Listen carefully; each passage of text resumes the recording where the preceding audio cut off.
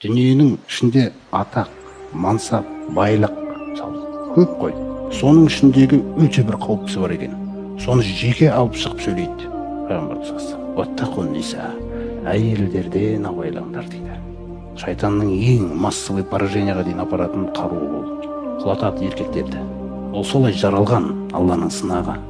Егер ол жаңағы байрақатқа толғаннан кейін Алла тағала бұйырған кимешек жаулығынан ажырақпаса, ол енді біраз нәрсені қозғап жібереді.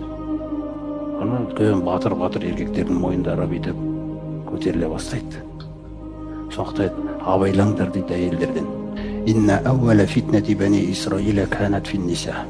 Сендерден бұрын Тәуратқа ие болған Исраил ұрпақтарын Алланың жолынан тайдырып жіберген ең әуелгі фитна әйелдерге қатысты болған дейді.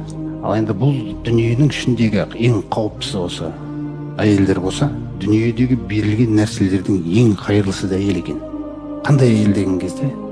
Ад-дуния матаун, дүние деген ол саған қызықтауға берілген нәрсе, пайдалануға берілген нәрсе, адал жолыңмен әр нәрсені ва хойру матаиха аль-мар'ату солиха дейді. Оның ішіндегі ең қайырлы қызық ол салиқалы әйел дейді. Салиқалы әйелді шайтан құрал қылып пайдаланамайды. Ал басқаларды жаңа білімсіз болғаннан кейін, ақырет түсінбегеннен кейін оны құралға жібереді. Сондықтан ол көп жарнамаларда қатысы жоқ, әйел затының мүлде қатысы жоқ бір жарнамаларда ол қатысып жүреді.